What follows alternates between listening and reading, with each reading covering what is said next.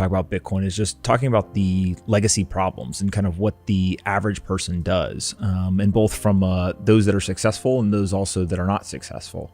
And so let's start with some statistics around just the United States, right? 45% of Americans hold no investable assets. That's so crazy. So right what is an investable asset for people that don't know what that means? A stock, a bond, cryptocurrency, real estate, right? All the things that are basically are not cash that you're buying because you think that they're going to appreciate in the future. And so really that 45% of folks are living paycheck to paycheck. They keep all of their wealth stored in dollars in a bank account. They tend to be, obviously not very well financially off, but also on top of that, they tend to actually not be nearly as educated about how the system works. So there's a wealth inequality gap, but there's also a very large education gap. And so, do you think they're one and the same? I think that the education gap actually drives most of the wealth inequality, and really it's because of the debasement of the currency.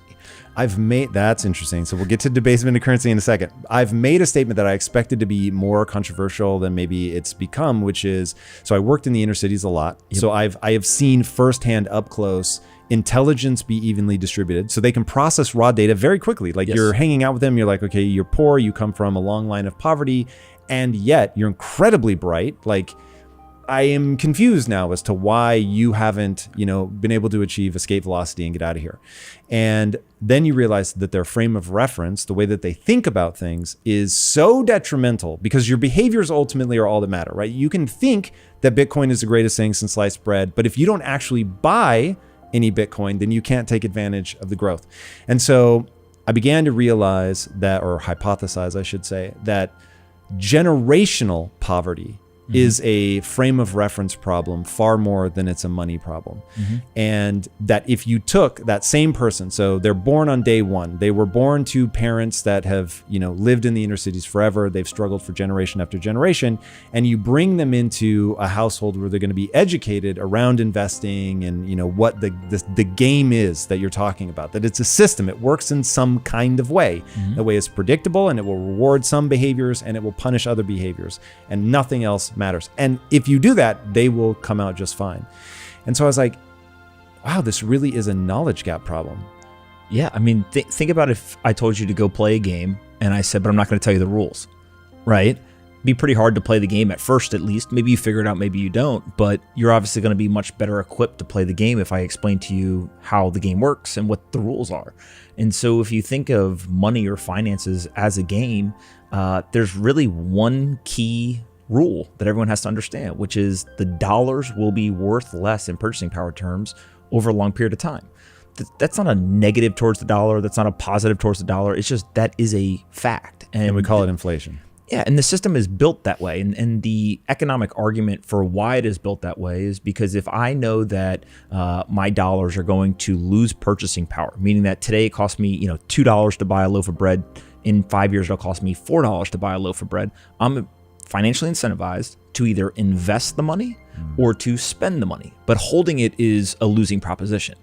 Now, that economic theory is predicated on the fact that everyone knows the dollars are going to lose value, because what ends up happening is those 45% of Americans end up not investing the money or really spending the money. They're trying to save the money, but it is losing value. And I always go back, and I think this generational idea is really can be extrapolated even further. It's not just folks on the inner city.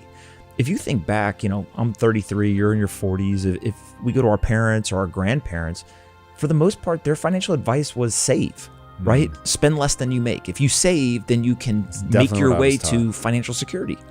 That was actually true, specifically around our grandparents' generation, a little bit for our parents, and then for us, not so much. And so the advice that was passed down was actually predicated on a situation that no longer exists, because before 1971, there was nowhere near the debasement of the currency that there is today. Because it was tied to gold? That's a huge piece of it for sure, right? Which is basically the fact that when we handed over the power to print currencies, right? This is a 50-year experiment that we're in.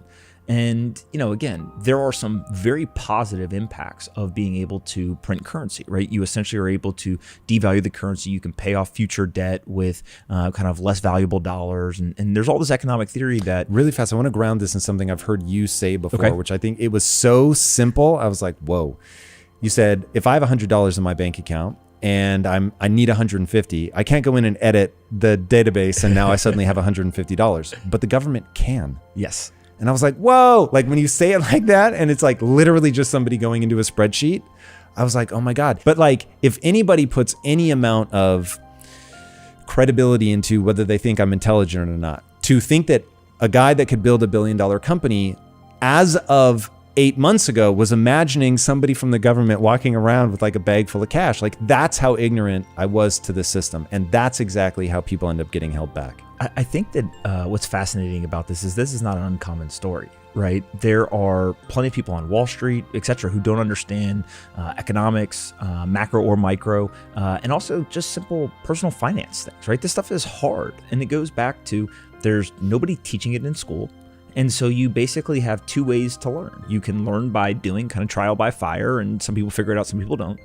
Or you're lucky enough to have a parent, a friend, a mentor, somebody else who sits you down and explains it to you. And I think that's why we are seeing such an explosion of interest. Yeah, sure, the meme stocks, cryptocurrencies, it's easy to mock and make fun of these young people, but these young people are interested in understanding how does the market work? How does finances work? How does investing work? And so, if you go back to that data, right, we talked about 45% of people have no investable assets. The two stats that just blew me away when I started to look at this was 80% of millionaires in the United States inherited $0. So the narrative is interesting. Everyone inherits wealth and it's just passed down. Well, 80% of Americans inherited nothing. 20% inherited something, 80% nothing. The second one is that 33% of millionaires in America never made more than $100,000 in a single year. So you start to ask yourself, well, how does it that somebody that doesn't make six figures a year become a millionaire? Well, they have to be disciplined and understand personal finance. And so it is possible to do it. It's not everyone. It's hard, right? It's not the easiest thing to do, but it can be done. And so as you start to understand, like, okay, the education is a huge piece of this. You actually see that the people who are wealthy, some of them could explain to you why they're doing things. They have a kind of a deep level and detailed knowledge of the actions they're taking and the reason for it. There's a whole other group of people who are wealthy who couldn't explain any of it to you, and they just know that their parents told them, hey, buy real estate. Real estate always goes up.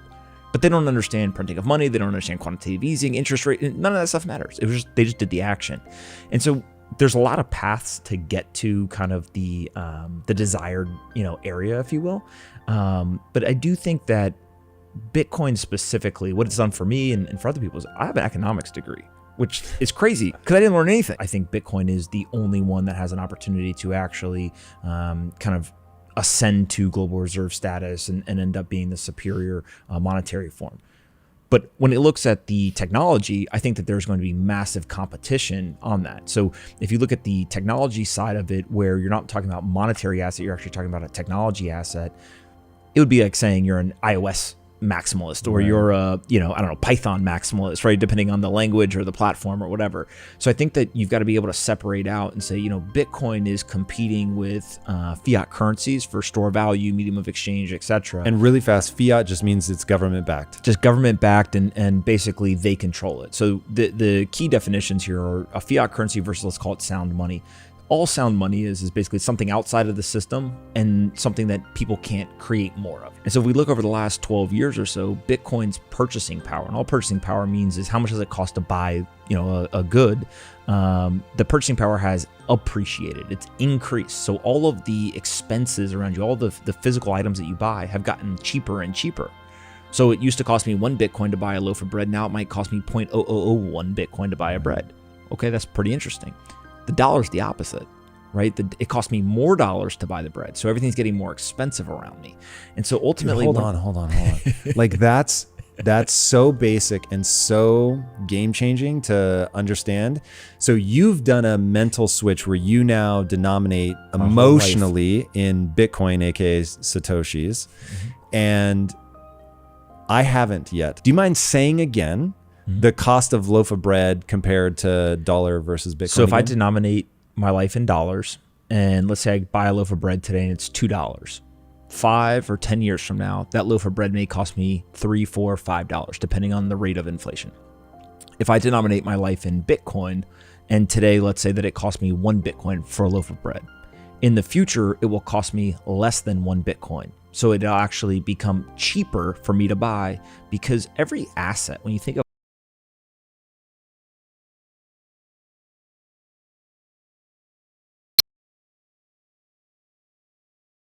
one Amazon share over how many US dollars, and that's how we get to the actual value. And so when you start to think about that, look at the stock market. The stock market from 1971 to today is up and to the right. So perfect 45-degree angle. Oh God, I know what you're about to say. When you denominate it in gold, it's down.